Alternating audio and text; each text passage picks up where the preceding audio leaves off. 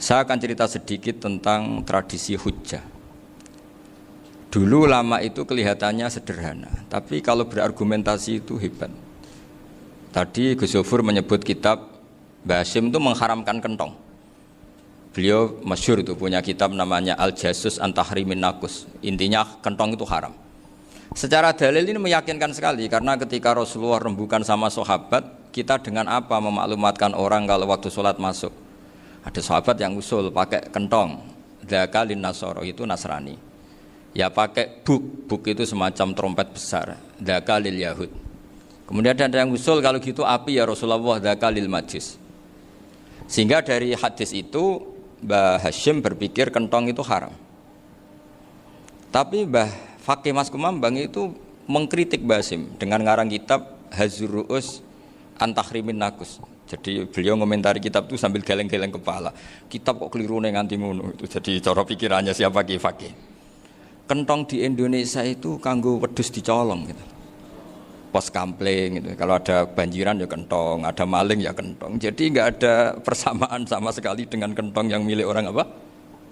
Nasrani. Sehingga di pondok saya itu ada kentong tapi jelek sekali. Karena itu satu-satunya cara supaya beda dengan kentong yang di gereja. Kalau elek kan mirip kentong di pos kampling. Itu ya agak-agak ilmiah sedikit.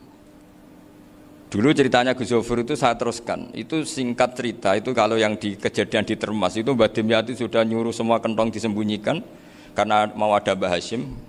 Cerita itu mukarrar di Kiai Fakih sama di Kiai Dimyati Termas. Setelah kentong dikumpulkan semua, Mbah Hasyim datang, senang, ngiranya Syekh Dimyati ini sependapat dengan beliau, yaitu sama-sama enggak ada kentong. Tapi setelah itu ada santri yang matur, Mbah Dim pun beres kentong pun kula delikno sedanten. Itu di depan Mbah Hasyim. Jadi GR-nya Mbah Hasyim bahwa Mbah Dim itu sependapat akhirnya hilang. Ternyata ini akal-akalan toh gitu. Karena santrinya matur, Mbah Dim pun beres sedanten kentong beduk sudah disingkirkan. Itu di depan Mbah Hasyim. Saking lugunya santri, nah saking ikhlasnya agak ngerti mahalus syahid ini adalah Mbah Hasyim. Saya mau meneruskan cerita Gus Zofur. Dulu Mbah Mun ngaji di Lirboyo, tapi Kiai Makhrus ngaji sama Kiai Khalil Harun. Kiai Khalil Harun itu adik juga sekaligus muridnya Mbah Umar Harun. Mbah Umar Harun itu generasi kedua setelah Mbah Ghazali. Beliau menantunya Mbah Ghazali, tapi ya sudah ponaan. Sehingga tradisi ini penting karena saya berkali-kali bilang di mana-mana. Status orang tua dan mbah itu adalah terserah anak cucunya. Bukan terserah mbahnya, tapi terserah anak cucunya. Saya tidak akan bosan mengingatkan ini. Saya pernah di makamnya Nabi Yakub, itu ya dikemuli bendera Israel. Di makamnya Nabi Dawud. Nabi Ibrahim juga dekat sinagog. Sehingga Quran membela Nabi Ibrahim disebut maka anak Ibrahimu Yahudiyya wala Nasraniyya. Karena ketika beliau berposisi di Israel, kemudian penguasanya adalah Yahudi, bisa saja makam ini ditulisi dan distatuskan ala Yahudi. Ya seperti Nabi Yakub. Nabi Yakub itu nabi yang kita yakin tentu berkeyakinan beliau orang baik, orang muslim, orang mukmin, tapi karena di desain mereka ya dikemuli bendera Israel dan disebut Abul Yahud. Karena kita tahu nama lain dari anaknya Nabi Yakub adalah Yahuda bin Yakub bin Ishak bin Ibrahim. Sehingga perasaannya orang Yahudi menjadi Yahudi itu yang ngikuti mbah-mbahnya. Nah khawatir saya ketika buyut-buyut kita kaya. Buyut saya itu orang kaya dulu, namanya Badur Rahman. Itu kaya sekali, tanahnya banyak. Dulu cerita Mbah Hasyim ya kaya sekali. Mbah Maksum juga kaya. Mbah Abdul Aziz juga kaya. Karena dulu itu inginnya kiai itu yo ketok sugih lah, gak ngel-ngelo santri. Tapi nanti kalau cucu-cucunya sudah ndak alim, itu ndak dianggap punya tanah itu karena untuk fasilitas santri. Aku tak kedonyan, mbah-mbahku ya kedonyan. Buktinya tanah yombo. Karena dia akan menafsiri sesuai cara berpikir. Makanya sanad keilmuan yang diceritakan Gus Zofur itu harus diulang-ulang. Kalau nggak diulang-ulang, maka kita akan berpikir sendiri untuk menafsirkan Masyayikhon al-Kiram atau Ajdadan al-Kiram. Nah, ini yang bahaya, yang sering Quran mengingatkan. Jadi ada status yang disematkan oleh anak cucu kayak orang Yahuda tadi. Yahuda bin Yakub bin Ishak bin Ibrahim itu menstatuskan mbah-mbahnya yang bernama Ibrahim itu Yahudi. Sampai Quran sendiri yang bela makana Ibrahimu Yahudi wala Nasrani. Karena secara geografis sekarang Ibrahim di Israel dan otoritas itu juga milik mereka, sehingga mereka bisa masang-masang atribut yang menunjukkan kalau itu Yahudi. Beberapa al-alim al-alamah yang minnah itu sudah wafat dan kadang-kadang dzurriyyahnya itu tidak kita. Kalau sekarang orang bahasakan kubu sebelah. Akhirnya ya nggak boleh dikholi, nggak boleh diziarah. Terus seakan-akan yaqtaduna bi ra'yi, seakan-akan mereka berpendapat dengan pendapat syekh ini, padahal enggak. Nah, sehingga tradisi ketersambungan sanad tadi, baik secara genetik atau secara asbab, itu harus terjaga. Saya beberapa kali banyaklah sering diceritain Mbah Mun. Dulu Mbah Munawir ini cerita ya, Mbah Munawir itu saking senenge kitab, ben santri ini iso ngaji kitab. Itu kalau ada alumni Lirboyo, alim disuruh baca muin di sini itu Mbah Munawir ikut. Saking ingin tasjiknya, ingin ngajari santri bahwa ngapal Quran udah hafal tok, tapi yo faham. Dan penggalinya Mbah Munawir itu sampai klimaknya dulu Mbah Zaini itu nate nikah sama Nyai Komariah kalau nggak salah, binti Karim, binti Manap. Punya putra Gus Habib, Gus Toha yang diantara putrinya dinikahi Gus Rozin ini.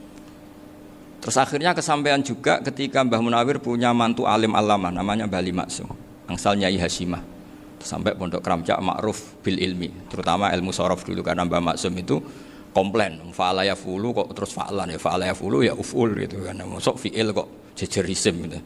Jadi dulu kata Mbah Mun itu ada persaingan ilmu sorof, sorofnya Mbah Maksum Ali Kuaron sama Mbah Ali Maksum Jogja. Jadi walian tok, yang satu Maksum Ali Kuaron, yang satu Ali Maksum. Ya itu dulu saingan ngarang sorof. Nah ini yang menang siapa? Ya terserah dzurriyyahnya. Kalau dzurriyyahnya keren ya menang karena terserah yang kampanye. Saya bayangkan adekan Mbah Zubair tidak punya anak sealim Mbah Mun, mungkin kalau Mbah Zubair juga tidak sewow kalau punya putra Mbah Mun. Karena saya berkali-kali bilang kalau dalam syair Arab itu kama takarroma, kadang dilafatkan kama tasyarrofa bi Muhammadin adnanu. Orang berpikir Adnan itu siapa? Itu karena ada Nabi Muhammad SAW. Orang mencari-cari Mbah Mun itu mencari Mbah Zubair karena ada Mbah Mun. Orang mencari Mbah Dahlan karena ada Mbah Zubair. Wong kok alime ngono iku bapake sapa? Wong kok alime ngono iku putune sapa? Tapi kalau kita ini sudah ndak alim, ini orang sudah enggak tertarik nyari-nyari leluhurnya karena dianggap selesai. Jadi yang dengan tanda kutip yang menghabisi mbah-mbahnya itu ya mesti cucunya itu. Ini mau ngamuk, mau peringatan, tapi ini juga peringatan pada diri saya sendiri. Jadi sehingga dzurriyyah ini penting. Kenapa para nabi mesti donga dzurriyyatan thayyibah? Kenapa selalu berpikir tentang dzurriyyah? Wa ja'alaha kalimatam baqiyatan fi aqibi. Karena dzurriyyah ini yang nanti bisa menstatuskan leluhurnya. Seperti tadi cerita Mas Maftuh ini, tak puji betul, saya hari ini tidak ingin gojlok supaya kewalian saya tidak tergerus oleh kedoliman. Saya pernah diceritain Gus Zofur, juga sering baca buku tentang Mbah Maksum. Dulu Mbah Maksum kalau wasiat kembali ya gitu, kamu harus NU dan harus mempertahankan NU, tapi tidak dengan cara membenci Muhammadiyah. Dulu Mbah Mun juga sering cerita, dulu Mbah Hasyim itu ngaji Syekh Mahfud. Nah, Mbah Ahmad Dahlan dulu namanya Darwis, sering ngaji sama Syekh Khotib Minangkabau. Zaman itu Syekh Khotib sudah modern, sudah ikut gerakan Abdu, gerakan Almanar. Sehingga bawaannya Mbah Ahmad Dahlan ini agak agresif. Yang Mbah Hasyim karena hanya mulazim di Syekh Mahfud, hanya sesekali ngaji Syekh Khotib, beliau lebih seperti itu. Dan dua beliau ini sama-sama pernah ngaji Mbah Soleh Darat di Semarang, Mbah Hasyim sama Mbah Ahmad Dahlan yang dulu namanya Darwis. Jadi ini masih min minuskatin wahidah mimam bain wahid. Sehingga kita tidak kaget ketika Mbah Ali Maksum mengomentari Muhammadiyah itu masih ahli sunnah wal jamaah. Makanya nanti terakhir saya baca kitabnya Mbah Ali dan sering saya pelajari. Andai kan kita ini sepakat dengan ilmu, ya kita tahulah. Kalau Abu Hanifah itu tidak kunut, Imam Syafi'i kunut, berarti kunut itu mazhabnya Abu Hanifah, bukan mazhabnya Mbah Ahmad Dahlan. Apa tidak kunut itu mazhabnya Abu Hanifah, bukan mazhabnya Mbah Ahmad Dahlan. Kita kunut itu mazhabnya Imam Syafi'i, bukan mazhabnya Mbah Hasyim. Ini semuanya masih dalam bingkai ilmu. Adzan qabla subhi juga riwayatnya jelas. Tidak adzan ya sudah perilaku kita sudah jelas. Dulu Mbah Mun sering didik kita gitu. Saya sering dengar cerita kalau dulu Pak Arif Fakhruddin begitu hormat sama Mbah Ali, apalagi duriahnya Mbah Azhar Basir, karena beliau dulu do ngaji di Termas. Dulu itu nggak ada masalah karena semuanya dianalisis pakai ilmu. Tapi sekarang pakai identitas, yang kunut tuh NU, yang nggak kunut Muhammadiyah. Berarti Abu Hanifah itu Muhammadiyah, Imam Syafi'i itu NU. Berarti Imam Syafi'i itu ya anak buahnya Ki Miftahul Ahyar kira-kira gitu, karena anak buahnya Pak Said Akil. Kan terus jadi repot. Dulu kita ini pengagum ilmu, bukan pengagum perbedaan. Sehingga di sini yang saya kagum dari sekian ceritanya Mbah Ali Maksum, supaya kitab ini to the point, supaya nggak lama-lama karena waktunya juga. Nanti kalau kemalaman ini kena semprit ini sudah. Ini diantara yang diceritakan Bali itu unik. Imam Syafi'i itu sering tawassul, sering wasilah sama siapa itu? Abu Hanifah. Ini sudah tak petakan, saya baca yang sensitif lah, so yang ini ya. Ziyar al-Babus Samin, terus sebentar ini yang bab tawassul.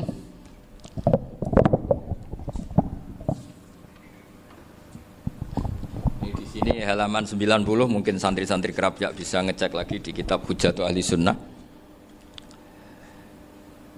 Ketika cerita tawassul, di antara yang diceritakan Bali Maksum adalah perilaku ya, bukan sekedar statement tapi apa? Perilaku. Perilakunya Imam Syafi'i atau ahwalnya kalau bahasa halusnya, yang selalu ke makamnya Abu Hanifah untuk tawassul. Padahal Imam Syafi'i itu orang yang secara ilmu sering kritik Abu Hanifah. Jadi ini saya baca ini di halaman 100, jadi tawassul mulai halaman 9 berapa ini sampai halaman ini yang saya. Qala sami'tu Syafi'iyya yaqul inni la atabarraku bi Abi Hanifah wa aji'u ila qabri fi kulli yaumin zairan. Fa idza uridat li hajatun shallaitu rak'atain, halaman 100, waji'tu wa sa'altu wa ta'ala al hajat indahu fama taqudu anni hatta tuqda. Kanal Imam Syafi'i ayyama huwa bi Baghdad yatawassalu bil Imam Abi Hanifah yaji'u ila dorihi fayusallimu alaihi wa yatawassalu ila Allah bihi fi qada'i hajati. Terus wa yatawassalu Imam Ahmad bi Imamina Syafi'i. Jadi di antara yang diceritakan Mbah Ali Maksum itu betapa Imam Syafi'i yang terkenal sering mengkritik Abu Hanifah dalam tatanan fikih karena beliau tidak percaya ada istihsan. Abu Hanifah berpendapat adanya istihsan, dan kita tahu lah ikhtilafu Syafi'i wa Abu Hanifah itu besar sekali. Tapi beliau itu tahu Abu Hanifah itu orang yang sangat soleh. Abu Hanifah itu kalau ketemu sama orang yang utang beliau itu yang lari bukan yang utang Abu Hanifah, karena takut orangnya itu izin. Jadi kalau ketemu yang utang di jalan itu yang sembunyi itu Abu Hanifah. Kenapa engkau sembunyi? Ada yang utang saya lewat, nanti orangnya malu. Jadi setingkat Robi'ah Adawiyah itu beliau di rumah ada maling itu sembunyi. Ditanya kenapa engkau sembunyi? Malu, gak ada yang dimaling.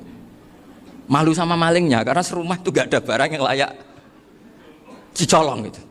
Itu Robi'ah dia sembunyi. Itu yang bisa niru itu Abu Hanifah. Jadi wali-wali besar ini ternyata saling menghormati dan saling tawassul. Nah saya berharap tawassul ini bukan sekedar perilaku sosial, tapi memang ada sanadnya. Sehingga terus diceritakan Bali di sini dulu istaqa Umar bil Abbas. Kata siapa tawassul harus dengan Rasulullah SAW? Dulu istaqa Umar bil Abbas. Sayyidina Umar itu tawassul istisqa dengan Sayyid Abbas. Padahal kita tahu Sayyid Abbas ini tidak nabi. Terus beliau cerita sampai Imam Syafi'i tawassul sama Abi Hanifah. Sehingga nggak ada perdebatan itu kan Umar. Kalau Umar kan ada jaminan boleh diikuti karena beliau sahabat. Bali cerita tentang Imam Syafi'i yang tawassul dengan Abu Hanifah. Seargumentatif itu. Sehingga ada cerita dalam sebuah tafsir. Ya saya ulang lagi, ada cerita di sebuah tafsir. Kenapa Nabi Musa ditanya Allah, wa matilka biyaminika ya Musa? Ma'ana wa ta'ala a'lam. Tentu Allah sangat tahu yang dibawa Musa itu apa. Karena Allah tahu Nabi Musa itu grogi. Orang dipanggil Wali Maksum pasti grogi, santri dipanggil Mbah Mun pasti grogi. Kenangan saya setiap dipanggil Mbah Mun ya mesti tanya, yang ringan-ringan, wis sarapan ya. Arung sarapan ya sarapan. Pas sarapan ya kan tanduk mangan sing enak, wong santri ora tau mangan enak. Ya enggak pernah ngomong yang penting, ngendikan yang penting. Nah, karena Nabi Musa ini grogi, ini sebagian tafsir. Itu ditanya yang ringan, "Sakowe iku nggawa apa?" Karena pertanyaannya ringan, Nabi Musa juga ringan. Ya Nabi Musa itu sampai lali, itu pangeran sing ya'lamu sirra wa akhfa. Diterangno.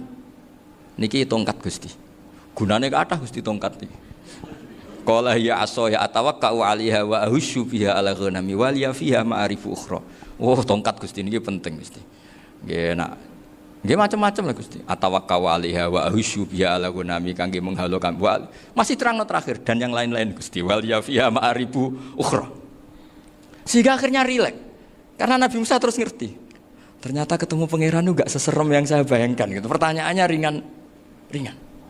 Itu ada ilmunya. Tapi cerita ini yang versi tafsir ini tidak yang seperti di Manaqibul Ghazali. Di beberapa kitab tentang Manaqibul Ghazali diceritakan di alam roh Nabi Muhammad SAW itu yubahi bi ummati, saking yubahinya sampai ngendikan ulama ummati ka anbiya Bani Israil. Ulama umatku itu pinternya atau statusnya itu mirip-mirip lah. Kaf itu ya mirip-mirip lah, mirip-mirip kayak ulamanya nabinya Bani Israil. Akhirnya Nabi Musa itu tersinggung sekali, bagaimana mungkin ulama disamakan dengan apa? Nabi. Sehebat-hebatnya ulama itu kan tidak akan yabluhu darajatan nubuwah atau yartaqi ila darajatin nubuwah. Itu akhirnya ya kalau kamu nggak percaya panggil, yang dipanggil Imam Ghazali.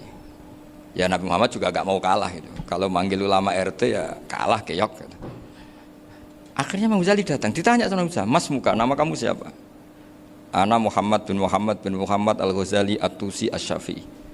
Itu disebut panjang. Terus Nabi Musa guyu-guyu.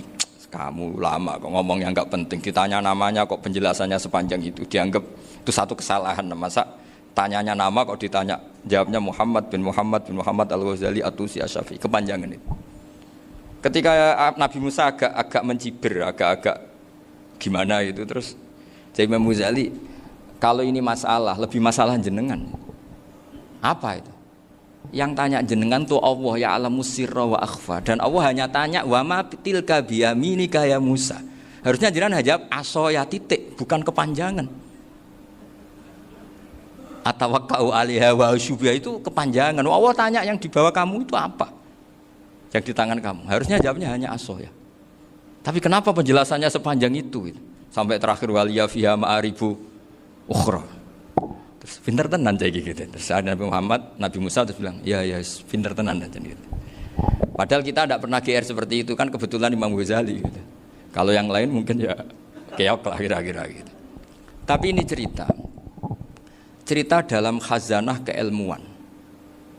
Benar yang dikatakan Gus Zofur. Saya termasuk orang yang pernah mondok Lirboyo Pasanan. Jadi setelah saya disuruh nemani Gus Kamil, tahun berikutnya Gus jenengan disuruh. Pokoknya anakku mbok sak wulan lah kudu tahu mondok Lirboyo. Piye aku tahu ngaji Wakarim. Terus yang disuruh mbaturi Gus Kamil itu saya. Jadi saya pernah 1 bulan tuh di Lirboyo. Karena saya ini santri beling ya, kontraknya pokoknya penting ziarah Bakarim. Biasanya nggak pernah ngaji ya, pokoknya gerbar ngisa. Ziarah ya sudah. Ngaji subuh ingat saya sama Gus Imam. Itu dari 17 hari ingat saya ngaji 2 kali. Tapi kalau ziarah ke Bakarim sudah lupa jumlahnya karena memang kontraknya disuruh ziarah. Sampai seperti itu. Dan saking senengnya bangun sama Bakarim saya masih ingat. Ngamplopi salam template itu masih ingat untuk Gus Anwar, untuk Gus Imam, untuk Gus Kafabi, termasuk untuk Gus Maksum. Itu malam-malam saya dijak ngamplopin. Zaman itu saya masih ingat selawewu. Zaman itu kos 1 bulan itu 13.000. Jadi kira-kira kalau 25.000 itu untuk kos 2 bulan. Jadi saya krusnya itu pakai kos. Saya masih ingat Mondok Sarang itu kos 1 bulan 13.000. Berarti kira-kira 500.000 itu di amplopin sendiri sama Bang. Ini untuk Gus War, ini untuk Gus Imam, ini untuk Gus. Padahal Gus Imam ini mondoknya sudah di Mbah Mun.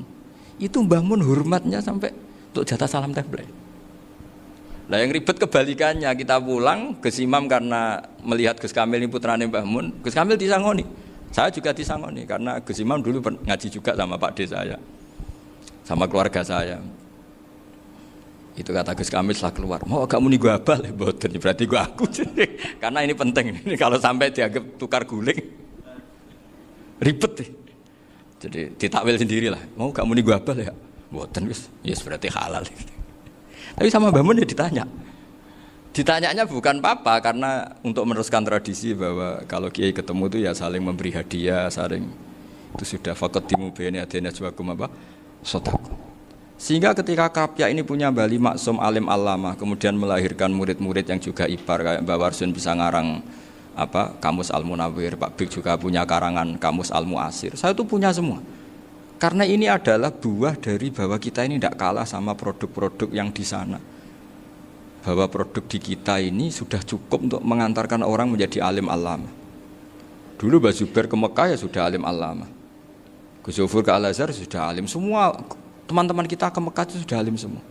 Padahal produk mondoknya ya tadi mau digojlok kiai ini, terus mangkel be keamanan biasanya itu. Biasanya musuh besar pondok itu keamanan. Jadi ya bukan berarti gojlok ibunya Gus Maftuh enggak. Biasanya keamanan itu musuhnya apa? Banyak. Itu tradisi keilmuan itu harus dijaga dengan hujjah dan dengan tadwin, dengan pembukuan. Saya punya sekian cerita ya, misalnya dulu kita mungkin iskal itu janggal. Kenapa sih orang Islam tukaran sama orang Islam itu? Sehingga di antara doa Nabi yang enggak dikabulkan Allah, enggak boleh dikabulkan sama Allah enggak boleh, bukan berarti enggak mustajab.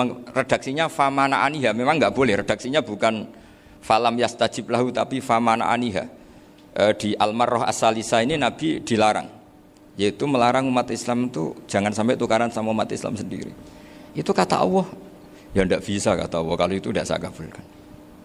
Itu dulu guru-guru kita nyontohkan sederhana. Kira-kira kalau saya tukaran wek Gus Zofuru, Mbah Mun luwih ikhlas timbang ditukari wong liya. Nakno kakak ditabuk adik, wong tua luwih ikhlas timbang ditabuk tangga. Barokahnya membaca kita lebih mentoleransi. Kalau ada Mbah Hashim dikritik Mbah Fakih Mas Kumambang, kita ikhlas itu. Tidak dikritik guru PAUD, itu kan. Atau dikritik orang-orang yang nggak bisa ngaji. Artinya ternyata keliru kita bilang kiai kok tukaran. Justru bagus kiai tukaran. Dibanding kiai dikritik guru PAUD atau dikritik orang-orang yang nggak bisa baca kitab. Akhirnya barokahnya baca kita menjadi tahu. Dulu Mbah Mun sering cerita, ini masih cerita silsilah ya. Jadi Bali Maksum tadi kita tahu di antara guru besarnya Bali Maksum tentu Mbah Mahfud Termas. Beliau adalah adik dari Kiai Mahfud Termas. Mbah Dimyati ini adik Kiai Mahfud Termas. Itu punya saudara namanya Abdur Razak, juga punya saudara namanya Dahlan. Itu yang membawa Thariqah Syadziliyah di Solo Raya yang sekarang alhamdulillah diteruskan Gus Wafi. Dulu di antara pesannya Mbah Mun ke saya, hak Wafi kandhani kon ziarah ning Mbah Dimyati. Mergo Thariqah Syadziliyah dulu itu yang bawa keluarganya Mbah Dimyati. Jadi semuanya ini masih dzurriyyatan ba'duha min ba'd. Nah pesan saya karena tadi Mbah Munawwir yang termasuk orang pertama yang bawa Quran, bawa qiraah sab'ah. Kenapa saya bilang termasuk? Karena kalau bilang paling pertama ini nanti butuh data. Dan itu agak kerepotan lah. Tapi yang jelas mimman istahara lah. Mimman istahara yang membawa sab'ah ke sini itu adalah Mbah Munawwir. Terus beliau ngajarkan diantaranya ke Mbak Arwani, pakai kitab Satibi, pakai kitab Nazmus Satibi. Terus Nazmus Satibi itu diteruskan oleh Mbak Arwani, ditulis. Yang nulis dulu Mbah Dola Salam. Bapak saya itu murid Mbah Dola. Dulu Mbah Dola sebelum ke Mbak Arwani ngaji sama Ki Said di Sampang. Bapak saya sebelum ngaji di Mbah Dola sudah hafal Quran lewat buyut saya sendiri namanya Ki Zubaidi. Yang Ki Zubaidi akhirnya jadi menantunya Mbak Ahmad Su'eb. Jadi buyut saya kandung ini namanya Sofia, itu angsal keluarga Lasem yang adiknya Sofia ini punya adik Badiah yang jadi ibunya Ki Sahal. Terus Ki Sahal punya Mbak Yu namanya Muzayanah, punya di garwa Ki Mansur punya anak Gus Qayyum. Jadi dulu ibu saya, ibunya Gus Sofur, ibunya Pak Maftuh itu semuanya di Lasem. Karena saya dari keluarga Gen ya Lasem, dari keluarga sanad guru ya Lasem. Tapi Lasem Mbah Dowi itu dulu ngajinya di Mbah Umar Harun di Sarang. Mbah Umar Harun ini menangi Sayyid Ahmad Zaini Dahlan. Sayyid Zaini Ahmad Zaini Dahlan ini punya cucu keempat yang hidup di Sedan, terus makamnya di Lasem, namanya Habib Haidar, itu yang nulis biografinya Mbah Maksum. Mbah Maksum bukan Bali, biografinya Mbah Maksum. Itu ditulis oleh Habib Haidar, namanya Haidar bin Hasan bin Sodaqoh bin Ahmad Zaini Tahlan. Nah, Habib Haidar ini menantunya Sayyid Hamzah Sato. Hamzah Sato itu Hamzah bin Abdullah bin Umar, itu kakaknya Sayyid Abi Bakar Sato, Sohibul I'anah. Nah, Sayyid Umar ini yang dulu ngajari mbahnya Mbah Mun namanya Ahmad bin Su'aib. Nah, di antara ajarannya adalah baca kitab-kitab kecil yang bisa dihafal. Dibawalah ke sarang jadi metode muhafadzah. Tapi kemudian lama-lama oleh pondok itu jadi syarat kenaikan kelas. Dulu nggak ada muhafadzah untuk kenaikan kelas ya, supaya orang alim itu harus hafal. Lama-lama dipakai syarat untuk muhafadzah. Jadi semua ini sanad harus kita ingat supaya kita bisa menjaga tradisi. Termasuk tradisi ini kiai seneng jagungan, terus ngomong ra penting. Itu juga sanad. Setahu saya Mbah Mun itu kalau ketemu bapak ya guyon terus. Saya punya kenangan tuh yang dulu agak iskal tuh begini. Ada isu lah, entah isu entah hoax entah apa, ada kaji itu agak beling itu, pokoknya beling lah gitu. Seneng siapa itu, rondo lah apa itu. Pokoknya beling gitu. Ketika Mbah Mun dilaporin tamu kalau kaji itu beling sama rondo itu. Mbah Mun tanyanya lucu. Lho ayu no cung. Wayu banget Mbah. Wayu. Itu bapak juga bakas ayu nih. Dulu saya sekali ini kiai kok bakas wong ayu, bakas bodine barang lah kira-kira gitu. Tapi setelah saya tambah alim, tambah ngerti itu, kata bapak gini, ya apik bakas ayu hak, timbang iyakno malah qadzaf. Ternyata seni. Sekali Mbah Mun atau bapak bilang, kaji kok zina, kaji, maka larinya ke qadzaf. Maka menghindari bahasa menuduh, ngomong yang enggak penting. Lho ayu no. Jadi kiai dulu tuh orang sok suci tapi menghindari hal-hal yang jadi punya seni untuk ngelola kehidupan. Orang bermalam-malam jagungan sama teman asik itu kan perlawanan terhadap nafsu kita, syahwat kita untuk mungkin nikmati dugem di bar atau di tempat-tempat maksiat.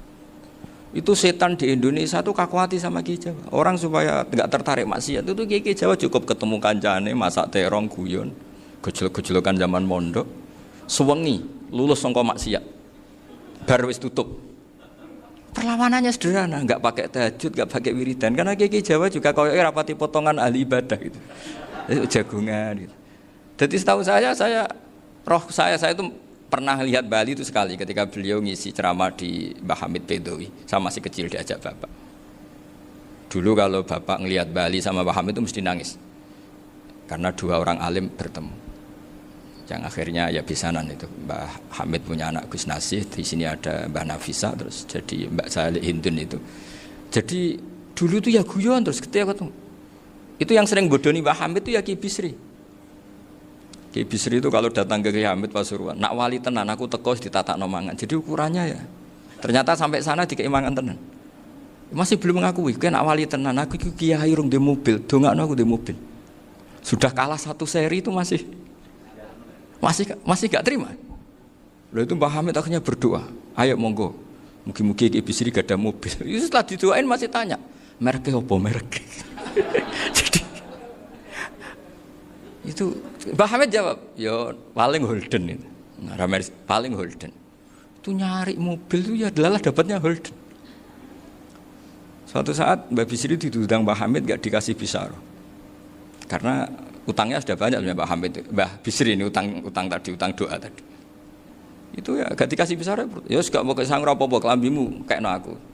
Didol sama muhibbinya Mbah Hamid. Itu harganya melebihi jatah bisaroh. Ketemu Mbah Hamid. Kang, susuke Kang, mergo.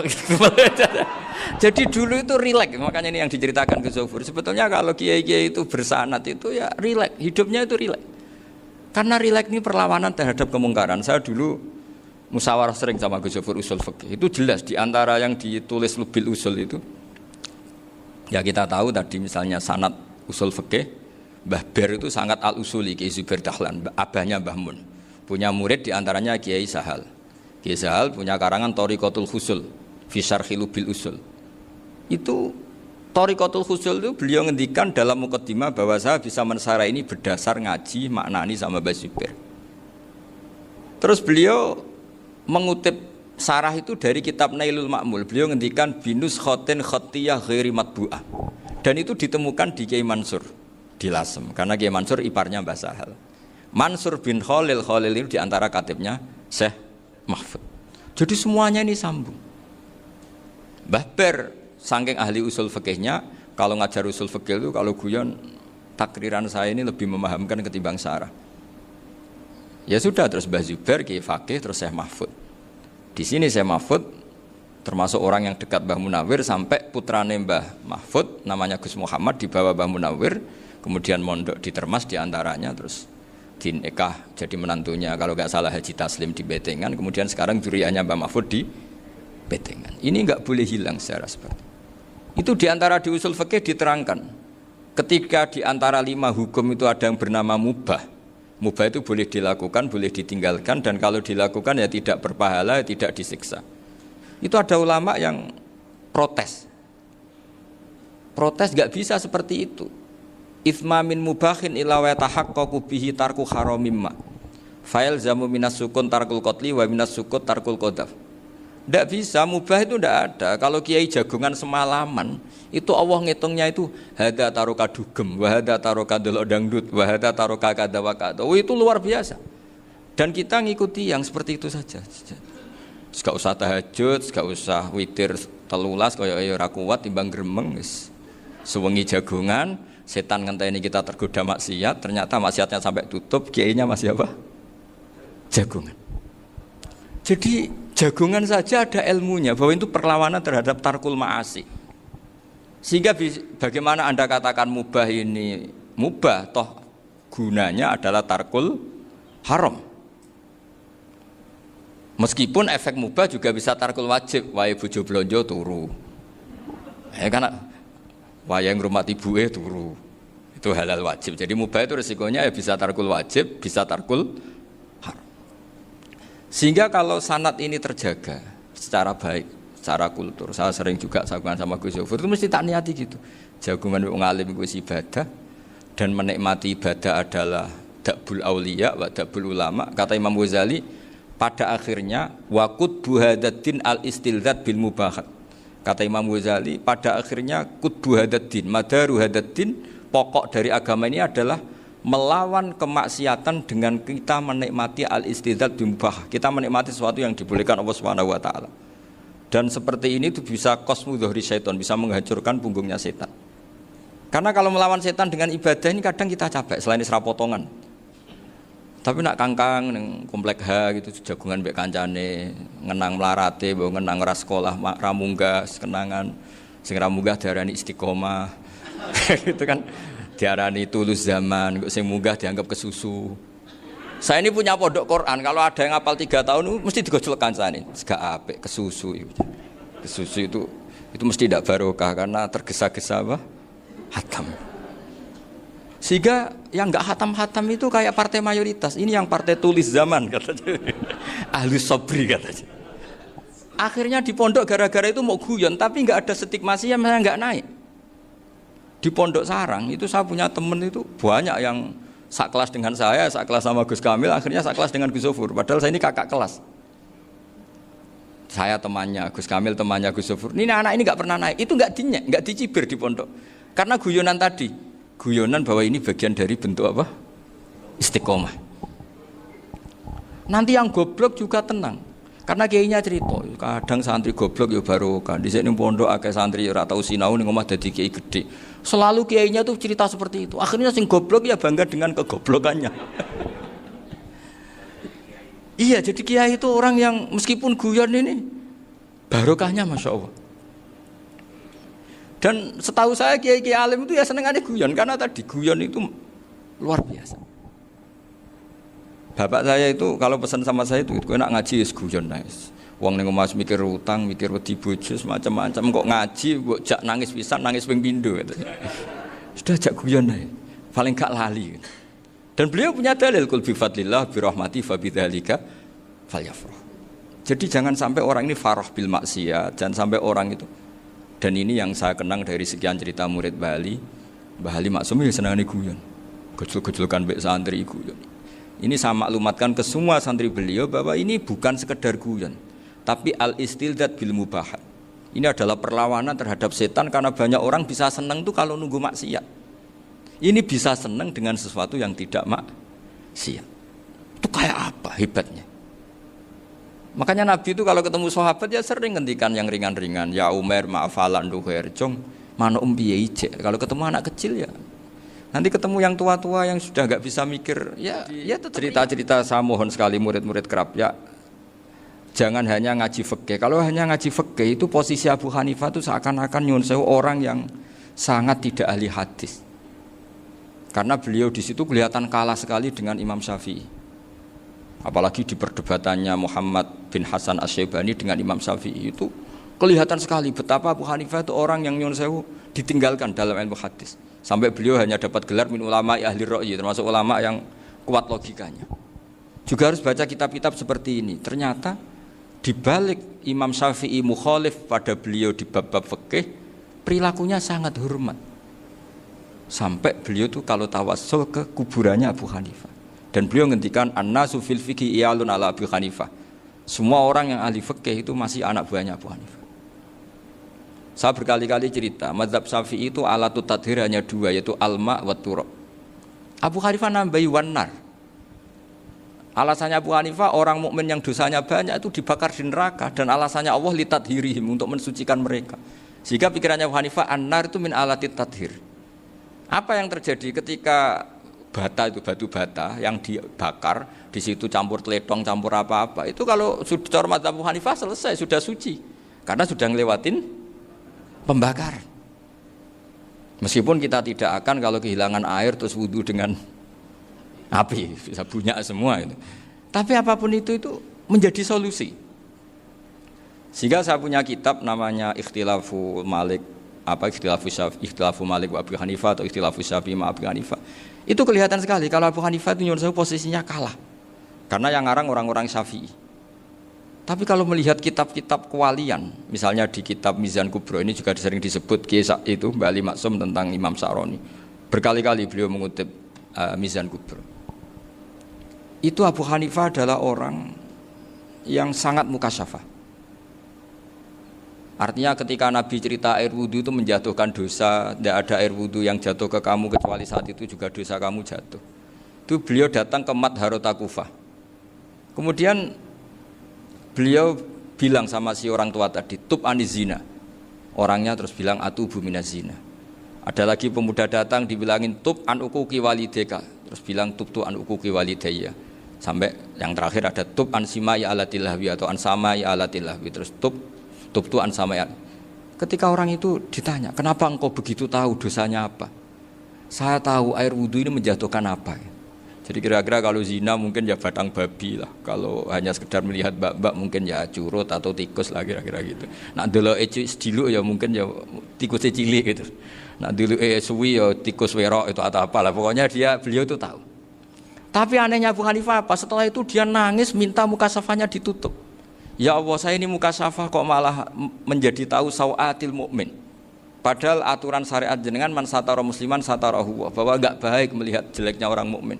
Minta ditutup. Makanya saya ini bangga ada mukasafah. Makom yang kita sampai sekarang tuh makom setelah Abu Hanifah mukasafah. Jadi Abu Hanifah repot-repot mukasafah, minta makomnya ditutup tidak menjadi mukasafah. Dan alhamdulillah kita sudah tidak mukasafah sebelum minta ditutup. Jadi kita ini keren. Keren karena aturannya itu man satara musliman satara huwa, yang tidak tahu aibnya orang muslim maka Allah akan nutupi aibnya di akhirat. Dan kita alhamdulillah barokahnya tidak mukasafah, tidak ngerti aibnya orang mukmin. Jadi kita harus pakai patokan ilmu. Saya ulang lagi, kita harus pakai patokan. Makanya saya tahu betul ketika Kiai Hamid Pasuruan, beliau dulu ngaji Jamul Jame, ngaji Juman, Bali Maksum di sana sama Gus Habib, sama Gus Muhammad bin Mahfud, termasuk mbah saya kandung dulu Kiai Sidik, mbah saya yang itu juga ngaji di Termas. Bapak saya dulu Kiai Nur Salim ngaji di Buyut Baiti. Dulu itu kawin juga sederhana, kayak cerita Gus Zofur. Jadi bapak saya kandung itu Kiai Nur Salim itu ngaji di Mbah Baiti. Mbah Baiti itu adik kandungnya buyutnya saya dari ibu. Nah Mbah Baiti itu teman akrabnya mbah saya namanya Kiai Nur Sam, Mbah Nur Sam.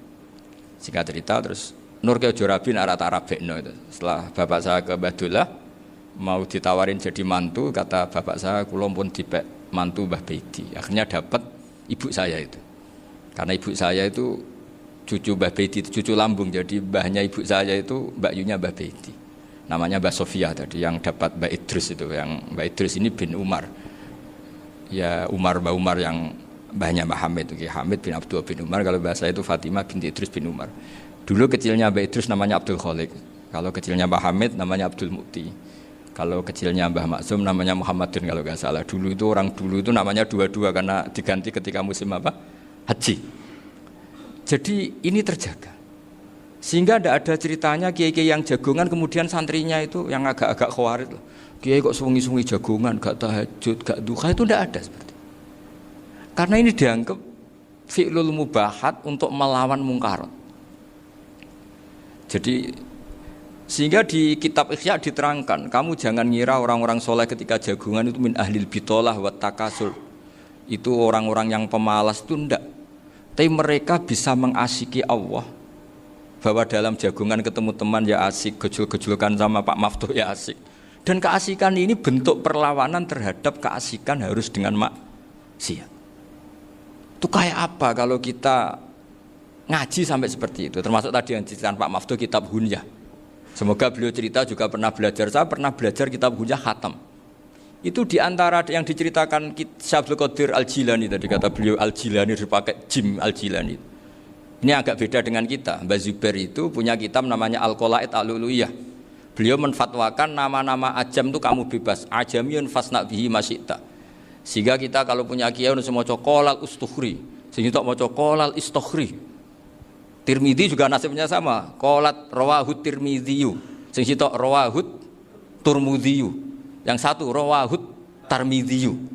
Ya karena kita keluarganya Tarmidzi apa enggak gitu. Makanya kata Mbah Mun sama masih ingat.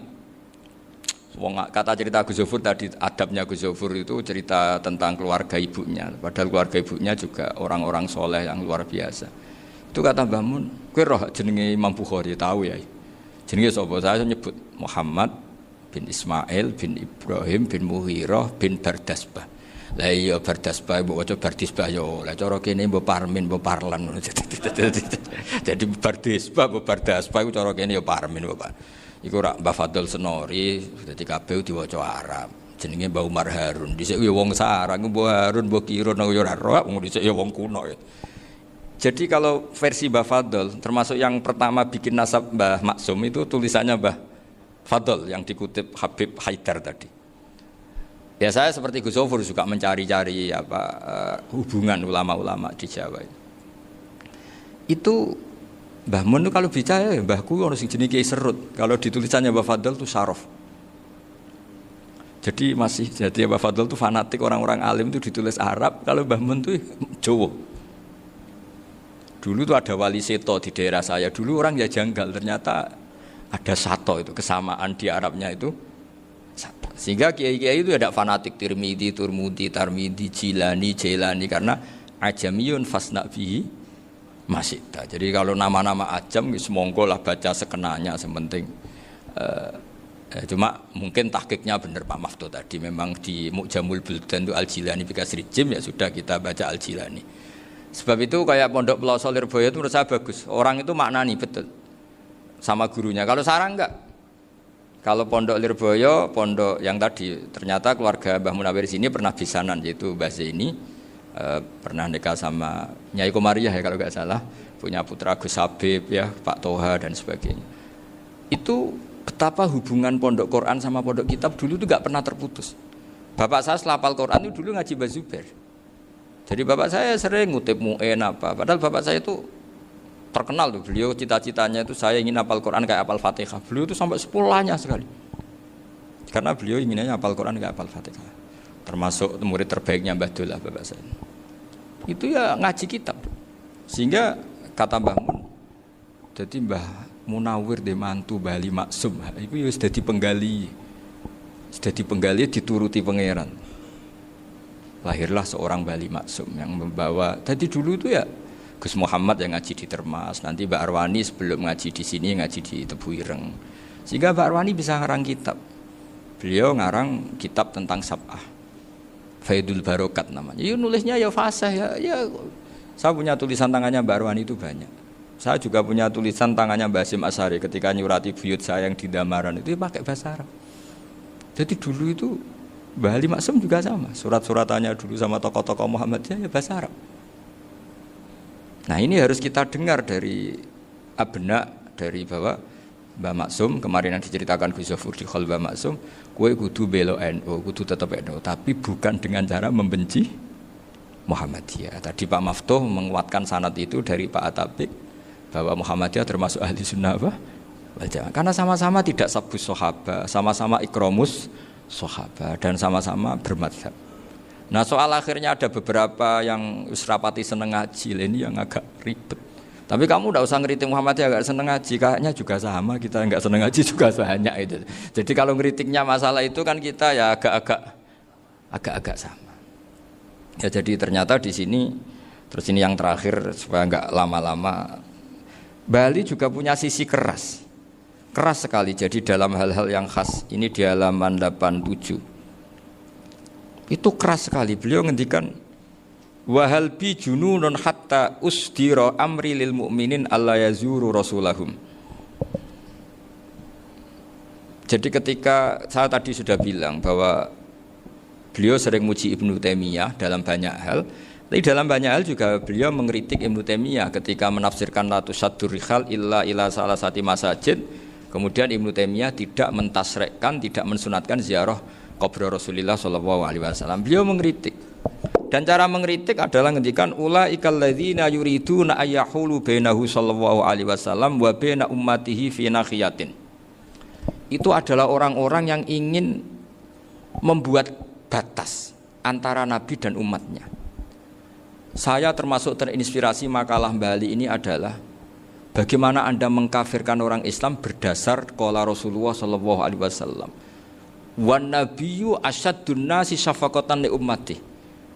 Wan nabiyyu akhrasun nas, orang yang paling serius supaya umatnya ini selamat. Kemudian Anda dengan hadisnya Nabi mentafrik bainahu wa baina ummati berdasar dawuh Kanjeng Nabi. Itu cek mentalani. Makanya saya itu enggak pernah keras di bab ini. Misalnya nyuruh saya ada santri sarang yang nakal. Itu saya tidak berani komentar karena saya tahu Mbah Mun itu sangat mencintai santrinya meskipun yang nakal. Saya melihat sendiri bukan jari ada santri yang cara pelaturan pondok itu diboyong karena nakal. Itu Mbah Mun ngendikan begini. Ya cung yo ke diboyong itu cara aturan pondok. Nah aturannya pangeran ngger kowe tobat dadi wong apik ya dadi wong saleh. Ya kowe kudu tetep sering rene, tetep santri kudu dunya akhirat. Soal pondok ya ben ana aturan, ben menjen kowe nakal nemen ya diboyong, tapi kowe tetep wong apik. Jadi karena kita tidak mungkin mentafrik bainahu wa baina talamidhi. Kita tidak mungkin mentafrik baina nabi wa baina ummati karena Nabi adalah apa? Asyaddun nasi syafaqatan li ummati. Sampai saking sayangnya Nabi itu ngendikan syafaati li ahlil kabair min ummati. Lho koyo apa baiknya Nabi? Ora melok nakal, ora melok maksiat, tapi melok nanggung swargane. Iku waktu gali sampean wis kowe utang gak apa-apa, bangkrut gak apa-apa, sing nyaur bapak. Gua sampean ngono top tenan. Anake yo ngawur tenan maksudnya itu, tapi top tenan. Lah Nabi ku umate sing dosa iku umate, Nabi sing nyuwun sewu, cara Jawane sing kangelan nyafaati. Karena Nabi gak boleh dipisahkan dengan umatnya. Makanya kata Bali Maksum, ulaikal ladzina yuriduna ayyahulu bainan nabi wa baina ummati. Itu mereka adalah orang yang ingin memisahkan Nabi dengan umatnya. Masa kita ngafirkan umatnya Nabi berdasar dawuh Nabi? Itu kan sama, saya benci santri Anwar berdasar dawuh Mbah Mun, padahal orang tahu semua begitu sayangnya Mbah Mun terhadap santrinya. Sama juga kamu benci santrinya Bali Maksum berdasar dawuh Bali, padahal beliau sangat mencintai santrinya. Nah kultur-kultur seperti ini tidak boleh hilang. Kita punya sanad, punya guru, punya keluarga yang sama. Jadi mbah-mbah saya itu orang Tuban, dekat sama posisi Ibrahim Asmorokonti tadi yang diceritakan. Jadi di kampung saya, kampungnya bapak saya itu ada makomnya Siti Syariah, itu mbak kandungnya Sunan Bonang. Dan bapak dulu sering ngajarin ziarah saya ke Mbak Asy'ari. Mbak Asy'ari itu bin Jumadil Kubro, berarti Mbak Asy'ari itu saudaranya Mbak Ibrahim Asmorokonti, gurunya Sunan Bonang. Jadi Sunan Bonang ke Tuban tuh karena disuruh ngaji sama Mbak Asy'ari, Mudin Asy'ari itu yang di Bejagung itu. Jadi ini semua sanatnya itu jelas, aturannya jelas. Kan Sunan Bonang bin Ampel bin Ibrahim Asmorokonti bin Jumadil Kubro. Lah yang Mbak Asy'ari ini adiknya Ibrahim Asmorokonti, makomnya di Bejagung di Tuban. Dulu Sunan Bonang sebelum ngaji kemana-mana ngaji di Bejagung itu di Mbak Asari itu. Terus kemudian Sunan Bonang hidup di Lasem, di Pasujudan di Lasem. Makanya Lasem banyak orang alim karena ya dulu Sunan Bonang itu di antara aktivitasnya itu di Pasujudan di Lasem itu. Wafatnya kila di Bonang, kemudian mau dibawa orang Madura ke Madura, terus diambil Mbak Asari, pernah mbahnya karena muammar Mbak Asari, terus dimakamkan di Bonang. Jadi cara berpikir Mbah Ali ini menginspirasi saya. Kita tidak boleh mengkafirkan umatnya Nabi berdasar dawuh Nabi. Karena apa? Itu yang tidak diinginkan Nabi. Nabi itu inginnya yang di luar itu masuk, bukan yang sudah di dalam dikeluarkan. Itu kata beliau, ulaikal ladzina yuriduna ayyahulu bainan nabiyyi wa baina ummati. Orang-orang yang tidak mentasrek ziarah pada Nabi adalah orang-orang yang ingin memisahkan Nabi dengan. Dan begitu kias berikutnya, orang-orang yang sidik-sidik muni ini kafir, ini sudah enggak benar, inilah yurja khairuhu, itu orang-orang yang memisahkan. Dan lucunya berdasar dawuh Nabi. Makanya semua kalau sampai ngaji Mizan Kubro, ini kitab yang sering dikutip Bali Maksum, ketika Nabi ngintikan laisa minna man ghasyana, laisa minna man latamal hudud wa syaqqal juyub bada'a bid'awal jahiliyah, laisa minna min tilkal khoslah. Semua ulama mentafsiri laisa minna fi tilkal khoslah, bahwa dalam hal itu Islam tidak bertanggung jawab. Masa menipu berdasar dibolehkan Islam kan tidak mungkin. Semua perilaku yang salah disebut Nabi laisa minna fi tilkal khoslah, bukan laisa minna fayakunu huwa kafirun. Tidak ada satu ulama yang mengatakan laisa minna berarti orang ini kalau menipu sudah kafir. Ketika dosa ya sak dunya kafir kabeh. Siapa enggak pernah menipu? Sekedar pernah. Siapa enggak sering menipu bahkan? Hobi kadang ya rezekinya dari nipu. Lah itu kalau betul maknanya laisa minna terus kafir, semua orang di dunia kafir. Karena siapa sih yang selain Nabi yang enggak, selain Nabi kan enggak mungkin apa? Maksum. Belum lagi menurut teori usul fikih ada nipu yang wajib. Ya kan, misalnya kita orang baik ketemu orang dolim yang memburu perempuan mau diperkosa terus bersembunyi yang kita tahu. Kita wajib nipu apa wajib jujur? Ketika orang dolim tanya, perempuan tadi kemana? Wajib nipu apa wajib jujur? Wajib nipu, karena kalau kita jujur berarti memberi peluang orang dolim menemukan buruannya. Jadi betapa alimnya. Dan ketika kitab Mizan Sa'roni dipakai Bali, dipakai Mbah Mun, saya pernah ngaji Mbah Mun, terus kita tahu maknanya laisa minna fi tilkal khoslah. Sehingga kita tidak mengatakan laisa minna dengan terjemahan letterlek tidak termasuk umatku.